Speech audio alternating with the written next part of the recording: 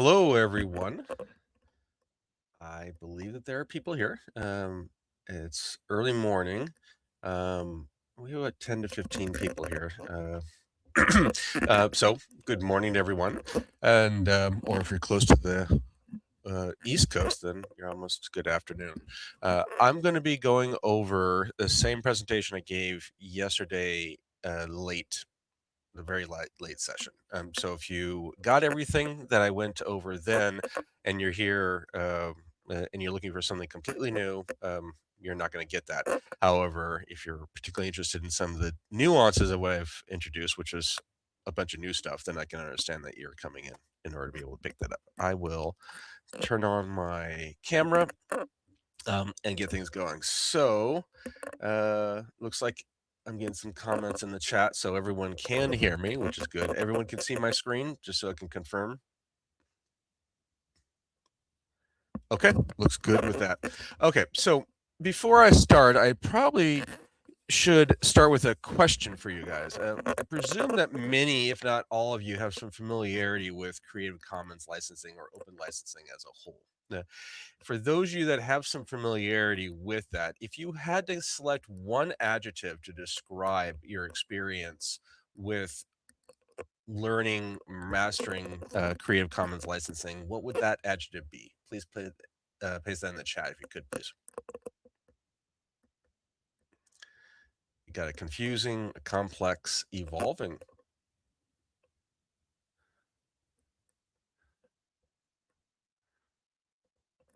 Is that it? And the rest of you have a little familiarity with Creative Commons licensing? Complex and evolving. There you go.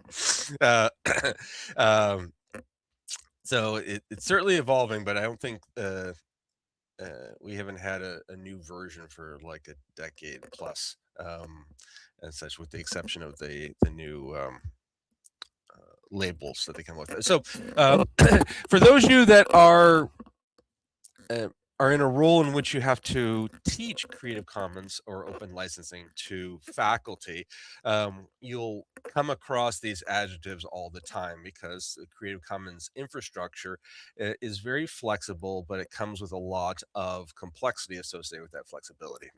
And we wanted to be able to figure out a way in order to try to address that and try to address it using the infrastructure that we put in place on the LibreText.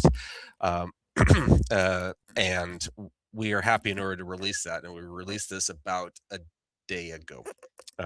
And so it's still a little new. We're still kind of ironing out a few things, and this tool that I'm going to be talking about is called the license restacker, or just the restacker as a whole. So if you're unfamiliar with what a license stack is, it's a term that's used in the copyright community to describe the fact that you have a resource and the resource has multiple licenses associated with it, a stack of licenses that pulls up, and that your use of that resource has to be compliant with every license that's in that stack. Uh, so if you see where I'm going here, this is essentially describing not just any arbitrary resource with other materials put into it. It's essentially what is used to describe a remix where you have in the OER community, where you have content that comes into the remix from a variety of different sources. So Creative Commons has clear attribution requirements in order to make sure that when you bring things in, that you have that you handle typically the attributions. Oh, sorry. Bylines, authorship, source, a license, links, and a few other things that connect to that. But Creative Commons licensing also provides a thing that I would refer to as a compliance or conformance table that basically says this license with this license can be mixed, and then the result has to be either this license or that license, or it can only be this license type of thing. So it's a logic table of sorts. If you've taken logic, if you're into biology, you may call it a Punnett table, which is used in genetics or some other form like that. And mastering that table takes a little bit of effort in order to be able to do, and expanding that table in order to include more nuances requires also a little bit of effort. And that right there is what's oftentimes quite confusing in the community. So Uh, where am I going here? Well, several years ago, we introduced into the LibreTexts platform what we called auto attribution. And the idea behind auto attribution was that we are able to take a book and we're able to go through the book and what I call spray paint or add into the underlying HTML of the book a tag that tells you where that content comes from. And that's useful because when you remix that book and you copy it from one page to another page, it carries that tag over. Uh, so it's sort of like, you know, big brother of sorts to find out where content and how content moves when you remix across the platform that we have, which is about 1.8 million pages of content.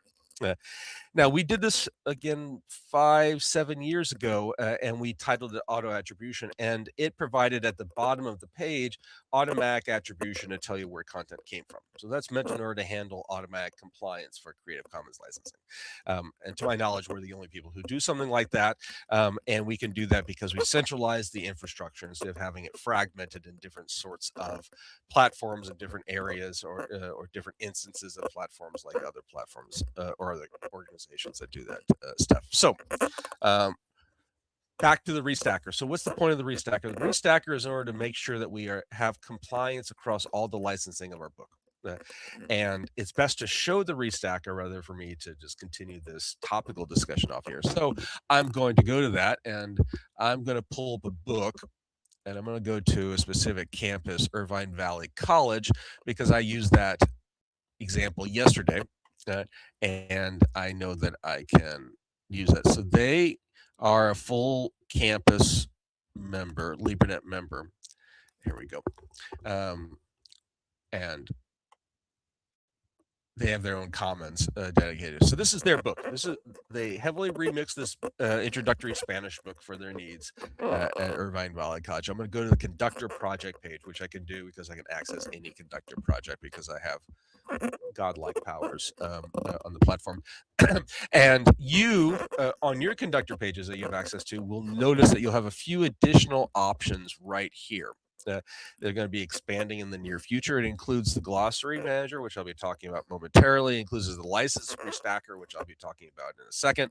And it also includes the new remixer. So let's go to the license restacker in order to talk about that. The license restacker is the more unique thing that's out there of these things because I haven't seen anything that's similar to it. So the idea behind a remix of a book is that you have 3 levels of licensing. You have the license that's applied to the book. You have the licenses that's applied to the pages of the book, and then you have the licenses applied to the content that's stored on the pages. So a typical remix has 3 levels of licensing, and they all have to be compliant with each other in order to make legal sense. And legal sense is important for us because that's what you use in order to ensure that what you've created doesn't infringe on other people's intellectual property rights. And that will get more sensitive as things evolve because people are changing their licensing or restructuring things to be a little bit more for-profit oriented than that has to be. For example, OpenStax has switched all their licenses to CC BY NC Share Alike 4.0. So the most restrictive of the open licensing that was out there. And I think they did that largely because they wanted to control the financial use of their material. Now, the stuff that we hosted of OpenStax was licensed previously. So and you can't retroactively change it, so that's not really a big deal for us. But future harvests will have to deal with that. And other cases, if you don't attribute things properly, there are individuals or organizations out there that pursue legal remedies. In other words, they want money if you don't do things properly. So licensing conformance is exceedingly important in the community. So here we go. This book, Hola Spanish 2. And what they did is they assigned a license to this book, CC BY NC Share Alike 4.0. So I'm assuming that everybody on here has some understanding behind what that license means. So let me ask you this question. What's that license mean? Or let me phrase it, not the specifics, but when you assign a license to a book, what does it mean to you? What's it tell you? Whether it's on LibreText or Pressbooks or OpenStax or wherever else, what does it mean to you?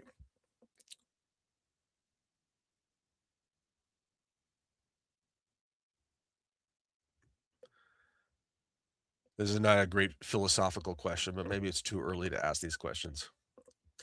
Katie says, "Who else can use it and how they can use it?" Well, true. That's what you do. It. Let me ask a slightly more nuanced question off here. Uh, if you put a license on a book, does that mean that all the content in that book is licensed in that way?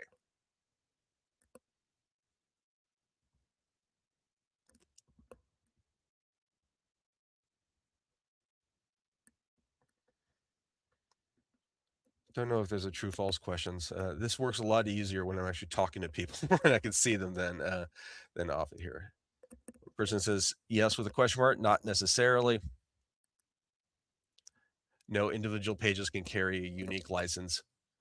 I'm not sure. So this is something that we've had to discuss for a while. And the issue that I had is uh, when you assign a license to the page, the compliance issue with Creative Commons licensing basically says that you can have a mixture of various licenses underneath the hood as long as they're all compliant with that license. Uh, that's what it means to me. And if you have one license of one material that's underneath the hood that is not compliant with that license, then that license is not applicable. Uh, that is my stance in terms of interpreting this. And that I think makes sense to people. But there's sometimes people come up here and I get confused when they do that and they'll say it is CC by NC share alike unless otherwise noted. Uh, and I get very confused when I see that sort of thing here because what that means to me is nothing. It's like, okay, well, some of it is this license and some of it is something else. And you're going to have to just check to see what the something else is whenever you go through that. So to me, that carries very little utility. Um, I understand that it's a convenient way in order to, as someone described yesterday afternoon, cover your ass in order to make sure that you have compliance associated. But that's what the restacker is designed in order to be able to do. So I'm a big fan in order to make sure that we don't have a unless otherwise noted. We basically make sure that we reference that at every single spot, and we want to showcase this. So uh, that's a little bit of a philosophical discussion, but it also it gives you some insight about how we interpret these sort of things. So I ran this restacker on this book, and again, it's a remix, and it has 4 columns here. Uh, 3 are really only there necessary for the book. One is the book license, and you'll see in this column every single page that's on this book has the same license on the book. Then we have a page license. Every single page has its own unique license. Most of them are CC by. All of them are CC by NC share alike 4.0. Same license, same compliance. Now, if you transclude, assuming you have that familiarity within our platform, where you take a page that's really stored from somewhere else, that's what the source license is. So it basically says this page right here in this book is licensed CC by NC share alike 4.0, but it's transcluded to another book, no, sorry, another page that's CC by 4.0. So they basically rebranded the license. And that's what Creative Commons licenses allows you to do, as long as you do it in a certain manner. And that right there is allowed. Is CC by 4.0 can then be called CC by NC 4.0. And you'll see that only a few of the pages are transcluded. This is another one, CC by NC 4.0, that's a source, but they then rebranded. It's not the best term, relicensed it into a different license that's still compliant with that. I know it's compliant because I know the logic table, but this thing will help to facilitate that. The last one right here is a analysis of the content on the page. Because the auto attribution allows you to be able to keep track and bring it together. So it's not just useful for keeping track of attributions, it helps to keep track of the content that's on that page. So this basically says you, for example, 4.9, it has a book license of buy NC share alike 4.0. It has a page license of buy NC share alike 4.0. Yeah, it's transcluded to another page, but it doesn't matter.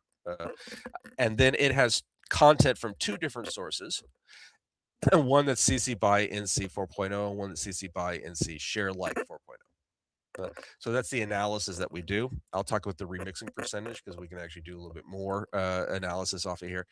And the question is this compliant? Well, I know this is compliant because it doesn't have a big red mark off of here. But if I actually click on here, and we're going to be streamlining this a little bit because you don't have to have all possible permutations. It shows all the different compliance issues between book, page, page content, content with content, which is not necessary, just content with the page off of here in order to be able to summarize. And this basically says that this page, even though it's mixing licenses from two different sources, uh, it, with two different licenses is perfectly compliant. So that complexity and confusion issue that oftentimes is experienced with mastering or at least learning Creative Commons licensing can be avoided. This also helps us to facilitate before we publish a book in order to see if all the licenses that's used on our book is compliant in the maximum way possible. So for example, if I decide that I wanted to change this license to, let's call it CC by. I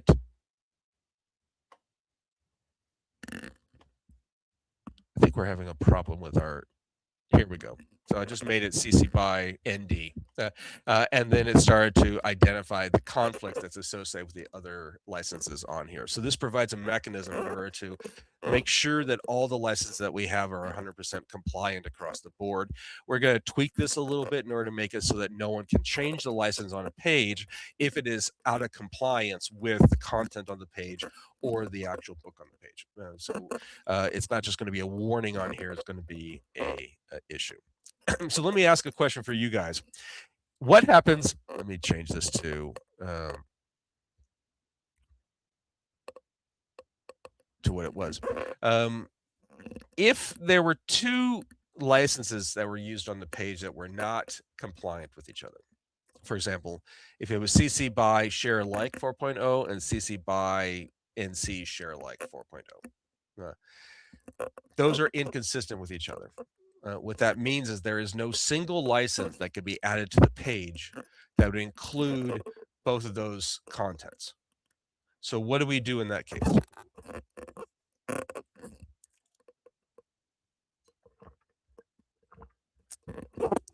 You guys understand that question? I know this gets a little nuancy, a bit. Saying, how do you mix two contents with licenses that are inconsistent with each other? Allison said you go with the most restrictive license. Hernan says the same thing.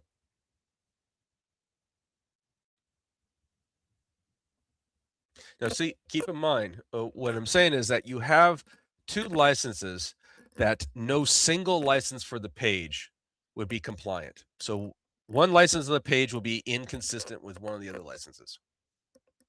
Neil says you cannot. You have to contact authors. So in this case here, Neil is right. You can't do it. You can't add two things that have the same license and have another license that's on there. They're incompatible. So the answer that you'd have is you can't do it. However, you don't have to put a license on the page. You could make the page into what's called a collection, which right now it's called multiple licenses, but it's called a collection. That's a formal term off of here, which means it takes content with different licenses, and we handle the licenses at the block level on the page. And that's perfectly allowed. And if you have that, you also can't put a license on the whole book because you can't have a license on one page. So the whole book becomes a collection. This is something that the open community hasn't fully resolved. And when we have ran the restacker on 10 different books over the weekend, 9 of them had compliance issues across the board because of things like this. And that's what this restacker is designed in order to be able to ensure that we don't have that issue. So um, Elizabeth mentioned if they are not compatible, you can't mix those two. Maybe find another source. Basically, yeah, but you don't need to do that. You can just make it a collection. Nothing says that you need to have a license on the entire page or a license on the entire book. You just have to have licenses at each block that represents the intellectual property off of them. And that's not a paradigm shift. It's just basically applying what is already in the copyright law directly to applications off here. And this was what causes people confusion, because many people come in here and the only thing that they really care about is the license of the book. But really, the thing that matters is the license of the content in the book. So this right here is a paradigm shift. It's not a paradigm shift. It's a shift in terms of how we will be pursuing open licenses within our platform. We're not going to publish books until the license restacker tells us everything is 100% cool. Uh, and you can access it right now on any remixes that you have. A conductor project page, you can pull it up. It takes a moment to run because it goes through and looks at every single block on that book, on every single page, and such. The other thing is for those of you that have been in the open community for a while, you may come across a book. Let's say that in my case, a chemistry book, and someone has announced that they have a new chemistry book, and that particularly, and it's open, and I want to go take a look at it. I want to see what the original stuff is, how they actually implemented it, bring it into our platform, and provide it as an expansion to different scopes of work, so that people can come in and remix from it. And then I start looking at the book, and then I find out that it's 95% OpenStax. I have no problem with that.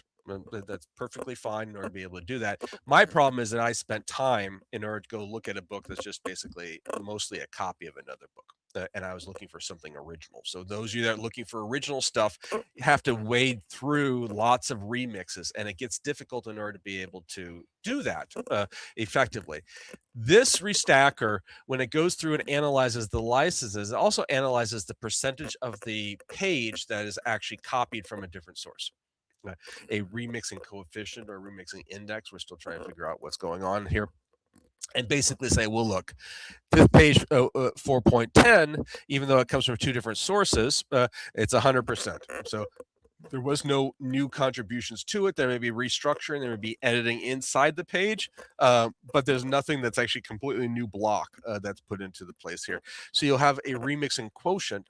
I called it quotient index or something like that. That will give you an index to say, look, here is a book, and it is 80% fresh, to use Rotten Tomatoes.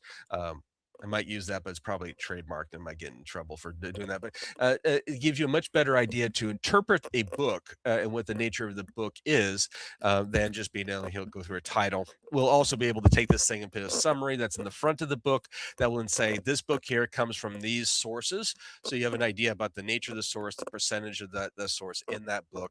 And then you'll have at the end of the book this remixing, this license conformance map, so everyone is going to be transparent about what the licensing organization is of the book. We are very excited about this. We've been wanting to do this for a long time, and it's just now, like yesterday, that we released this thing, because first, it's needed. Second, it's LibreFest, and we also just had the talent in order to be able to address these things. And we can do this because we've been tracking at the page level for a long time with the auto attribution system. That this just comes in and it's just basically going through lots of these things. You can start to come in and introduce more expanded logic, so it's not just Creative Commons. It's Creative Commons with new licensing or other licensing, all rights reserved. It's different numbers, version 3.0 to 4.0. How can you update? How can you put compliance issues associated with that? So it's going to be a lot more powerful as we start to expand this, which we'll be doing over the next year, next month to month and a half. But right now, it's ready to go for you to be able to do that and modify and tweak it. And if you have a complete red line across the board, it means that everything's bad. I will show you an example of that. I will try to change this to CC BY share alike. And if I do that, it does not like that. So I will not do that. We have a bug that needs to be addressed. Um, now I have a bigger bug, so I have to manually change that. So that's on me. So, anyways, I'll take a look at a few questions that are on here. Glad there's a way to remix different licenses. It's yeah. Is a book copyright designated for a collection? It was not necessary for this book. Uh, because everything was compliant when I actually had the proper license here, which I experienced a bug, which we will take a look with off here. But you can designate a page, sorry, a book as a collection. It's perfectly fine. The problem is that many people in the community don't know what that means. So we're going to have to go through and educate the community off that. Many people who are well trained in Creative Commons licensing have some familiarity with collections. So the in the parlance is out there, there's a collection and then there's an adaptation or a remix. And the two are supposedly different, but we like to talk about them all as remixes in the community, which starts to gum up the discussion. So, okay. So hopefully you're happy with that. I am happy with that, except I need, okay, the licenses are all solid on here. Okay. So fine. Let's go into some of the other things that are out here. I'm going to talk about the new glossary infrastructure. So, what was also released yesterday is the glossary manager. So we've had a glossary for a while, and the way that we handled the glossary is we had to hardwire the glossary into the back of the book, and we had a special script that would go through a table in the back of the book and make it so that when you go to the book, anytime you use that term in the book, it would pop up with a tooltip, which is just this little pop-up that gives you a definition off of that. We felt that was particularly fragile and didn't provide us with greater capabilities that we wanted in order to be able to um, uh, to handle glossaries across multiple books. So we wanted to be able to make a corpus of glossary terms that could be utilized by other people in building books. Now, we wanted to do this before AI helps to facilitate building of glossaries, but even in the AI world, we wanted to be able to use these sort of human in the loop evaluate glossaries in order to help flesh out glossaries for new books because they've already been verified and we don't have hallucination issues or other things like that. And you don't need another level of review. So you can access the glossary manager in your book. I'm going to pull it up on this one book here. This right here is an open textbook pilot awardee book from Clemson College, and they have like 3,000 pages of new OER that we're happy in order to be able to start harvesting and showing, dealing with engineering, which is it has a strong need in the community in order to flesh out. And this right here is the glossary of this book.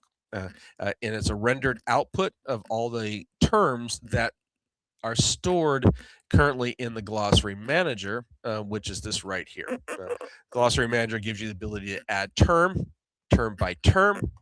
You can you have aliases, you have attributions because this is OER, and you need to be able to ensure that the text in the glossary is appropriately licensed because we want to reuse this in a different book. We need to have the attributions there. We can also introduce glossary contributions that's not just text but images. Soon this will be expanded to media that includes audio, that includes video, so that pop-up can have a little bit more dynamic interface off of here than what we have already, and it gets rendered automatically here. But what is I'm going to go to an example of here. The glossary infrastructure that we have is set up not just to render it in the back of the book, but it will also, because every term is attributed to a specific page, not just to the book as a whole, which handles the back page, you can actually assign terms to the page itself. And then if you add a little script on here, the Decky script right here, then it will render the terms for that page. So it gives you the ability to have a hierarchical structure to the tables where you can actually render the terms on the page that's applicable, render the terms in the glossary, which is all the terms in the book.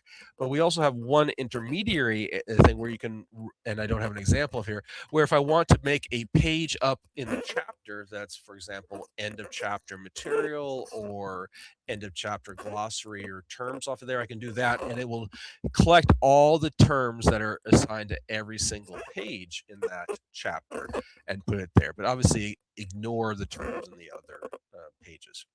In the other chapters off of there. So it gives you this hierarchical control over the glossary and how you want to showcase it for your book. And there are people who like to have it on a page, or people like to have it at the end of the chapter, or they may just want to have it only at the end of the glossary.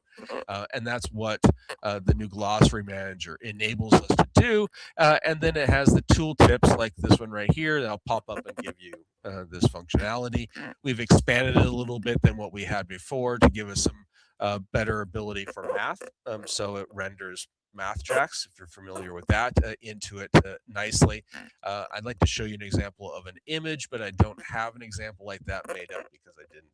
This just came out yesterday or 2 days ago, so I didn't have a chance in order to create an example to showcase you, but it's really pretty cool in the tooltip that pops up on that and such. And this will render in the book, and it provides an opportunity for other people, if you're creating a similar book, to be able to pull from that glossary and bring it in a similar way, like remixing that brings it in. And I will mention that the book does also, when you remix, it brings in the glossary terms associated with that in the new book that you're creating.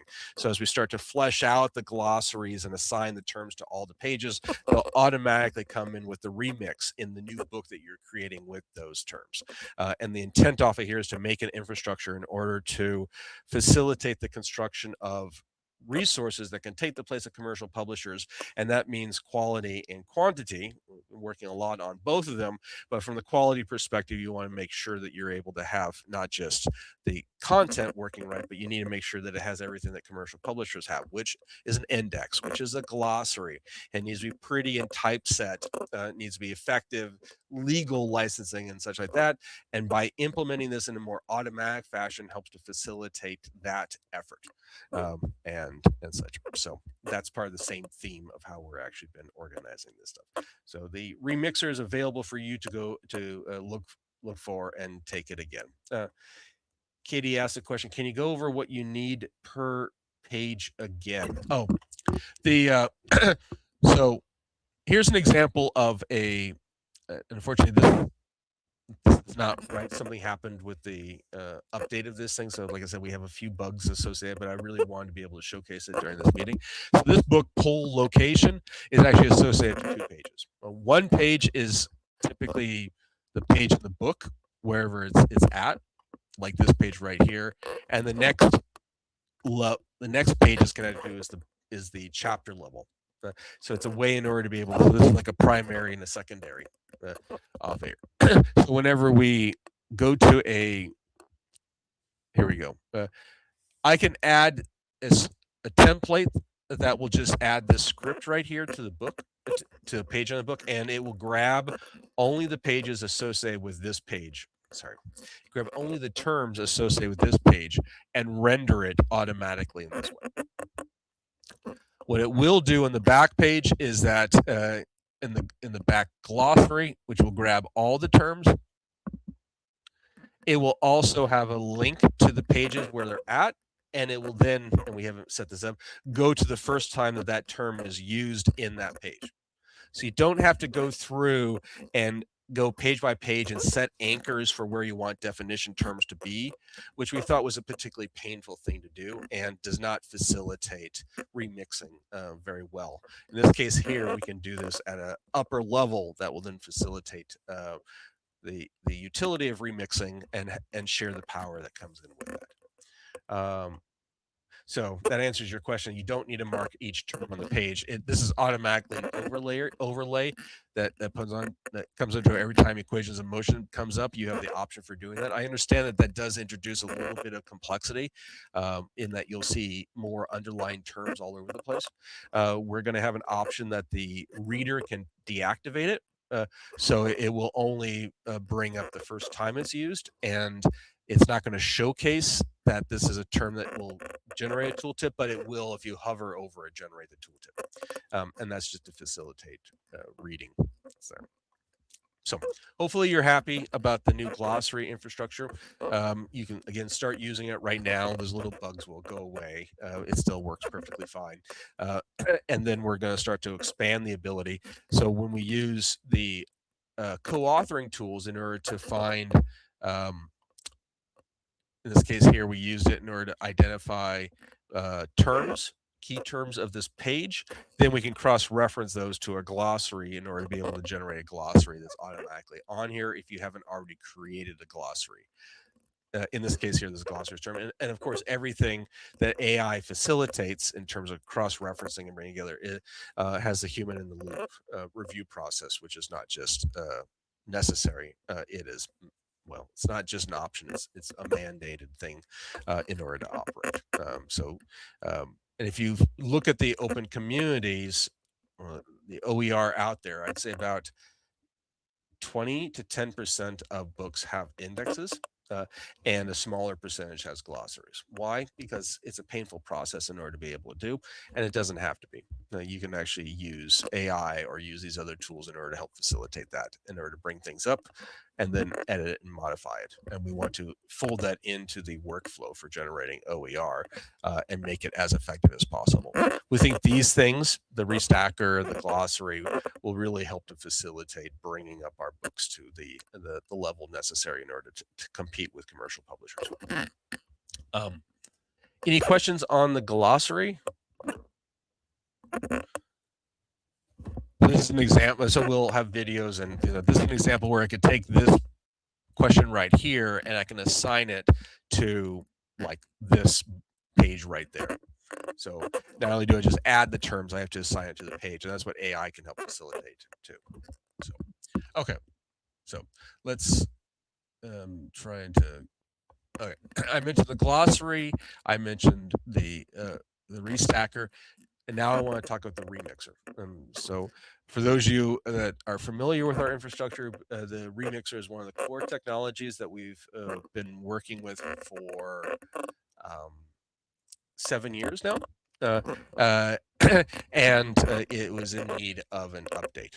So we expanded this conductor infrastructure to include, we now call it legacy. That's the old remixer, and the new remixer that we've introduced right now. So I'm going to assume that you have some familiarity with what the old remixer looks like, but I will show it anyways, since it's right there in order to be able to do this. And the idea behind the remixer was saying, well, look, we have 1.8 million pages of content, the largest single repository of OER textbook material that's out there, and you need to have a way to facilitate taking that material and rebuilding a new textbook. So in this case here, the textbook is on the right-hand side, and the corpus of content is on the left-hand side, the library panel that you can come and select different libraries and go through that. We wanted to be able to update that in various ways. So let's go back to that. So I'm going to kill that. I'm going to open the remixer. We were told yesterday that there was a bug in here, so you may have an issue with it that I don't have as an administrator. And I'm bringing up the book. And this right here is the new remixer. So it's a bit sleeker. It's a bit faster in order to run in. It doesn't run on a LibreTexts page. It runs on the conductor by itself, but it has the same general format. On the right-hand side is the textbook. On the left-hand side is the library. In this case here, I have a few additional things here that you don't have access to. But if you are creating your book, you have access to the workbench, and you can see all the books that are in the workbench, the area that we create before it goes into the bookshelves or the under construction area.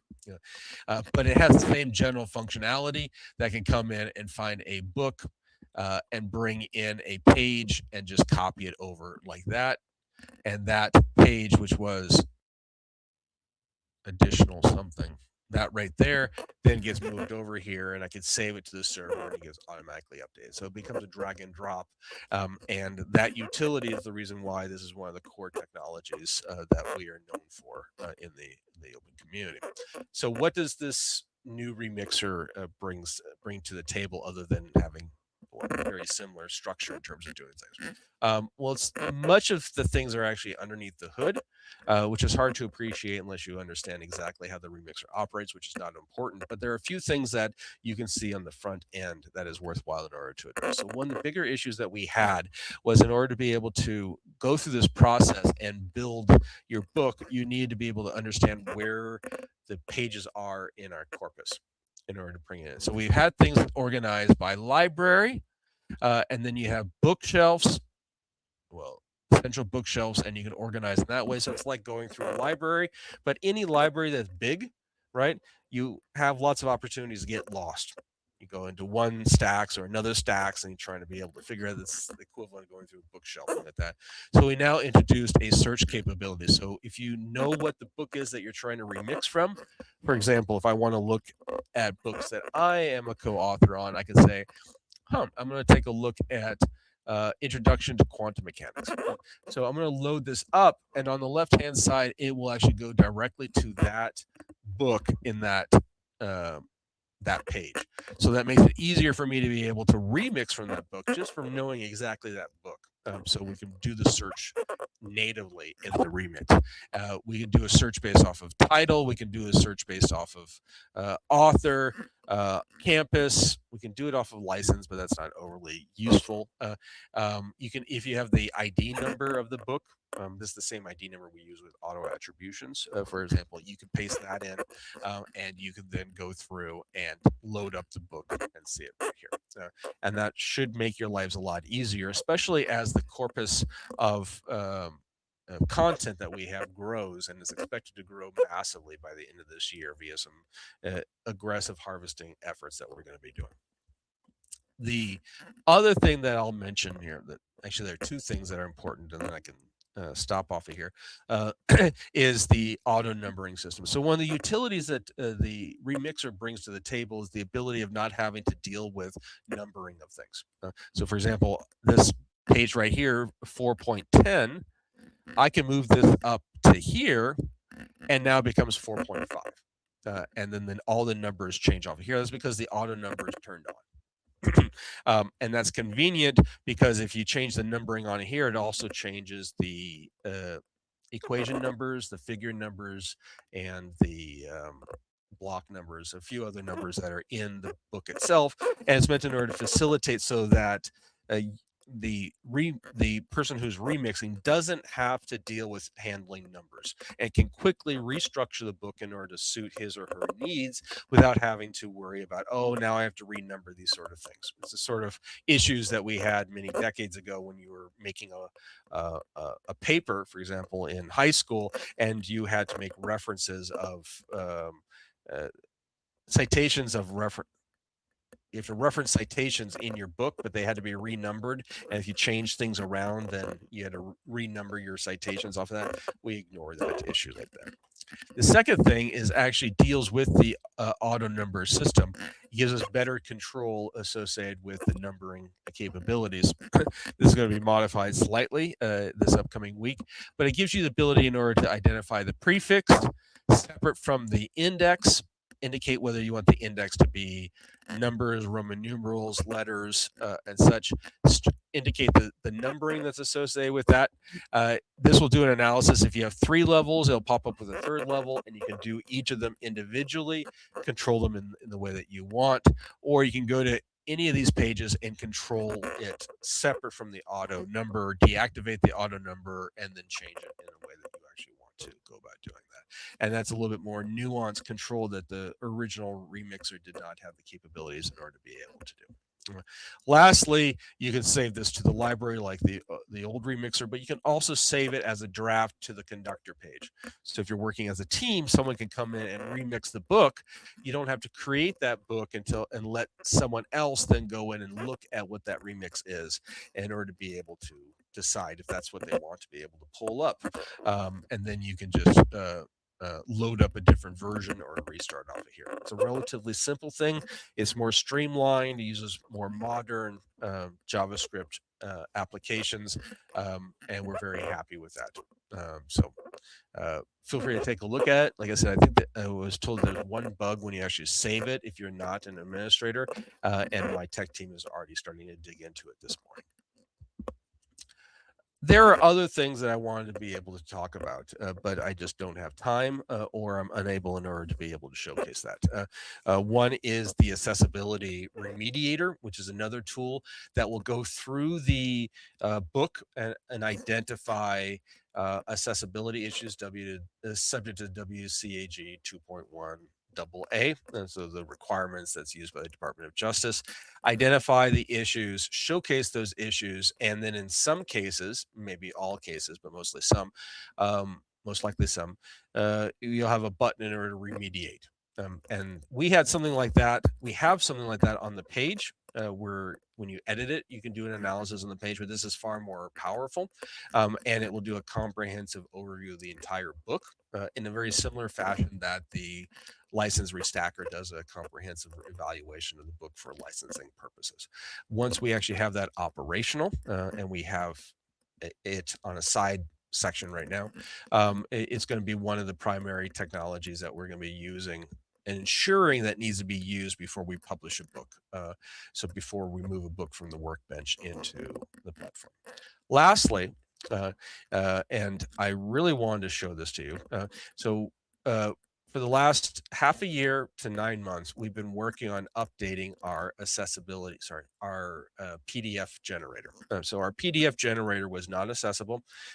It was created in a certain way in order to ensure that the mathematics was rendered properly in the PDF, and the technology that um, the popular technologies used like that on the internet has developed enough for us to be able to adopt it.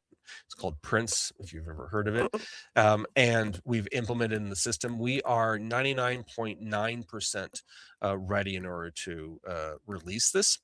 We've just been working with aesthetics in order to make sure the output is actually at the level of aesthetics that we want to be able to do. And that hopefully will be released this week.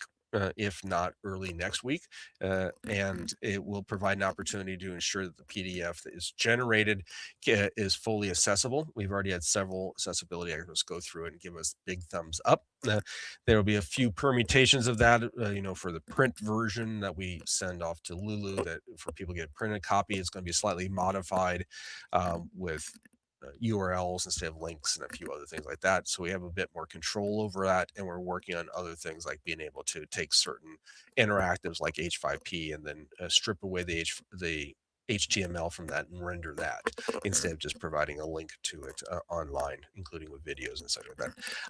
I would love to be able to showcase that, but it's not there. The last thing I will mention on that is that we're switching in general to a new font, a default font on our infrastructure. You'll see that in the Commons Conductor. For the last few months, we've switched over to Atkinson Hyperlegible font. It looks a little strange the first time you see it, but it helps to facilitate reduction of eye strain. It makes it easier in order to read in many circumstances. And if you have visual difficulties, it can make your life a lot nicer in order to be able to operate. That's the default that's going to be in the printed version, and eventually that's going to be the default that's shown on our screens here. But then you'll also have the ability as a user to switch to a different font size or font type if you actually wanted to go about doing that. This will also give us better fine-tuned control over font size in the PDF, or the physical book, because there's sometimes people who have poor vision that want to have fonts that are twice the size. Of course, that means the book is twice the size, but we'll have the ability in order to have finer control over that. And that system is called Shapeshift, which you may hear that term around, and it will also be used in order to generate EPUBs and such. So that right there is a handful of things that we have been going through. Lots of things are going to be happening in the next few months in the Libreverse. I encourage you to take a look at it. It really, I think, scales up what we are trying to do. And we've done it thanks to the support that we've had from the campuses that have invested into us as LibreNet members, and also from the federal and state granting agencies that gave us funds in order to be able to build these technologies because they believed in the benefit for the community that's out there. So with that, I thank you for your attention. You have a handful of minutes before the next talk, which is probably good because it gives you a chance in order to step up. I can answer any questions or concerns that you may have in the chat. If you have any questions afterwards, you can certainly contact me at delmar@libretext.org. I'm happy in order to talk about any of these things because these things have been in the works for a while and we're very excited about them. So that's the end of this session. I don't see any new comments coming up here. Thank you all. I will just close this thing out and I'll see you in another session today. Thanks again for attending LibreFest 26. Take care, everyone. Oh, well, the new font awful serifs. It has a little bit of serifs in it. If you do a search, I think Neil put a link up there for it. You can click on it in order to be able to do that. The key point is that it helps to facilitate the difference between zeros and O's and 1L. Can't remember the three terms that you oftentimes gets confused that's connected to it. There's a full breakdown here of the hyperlegible font and why it's actually worthwhile in order to do. We just discovered this last year. We were new and we fell in love with it almost immediately. So with that, have a good day, everyone.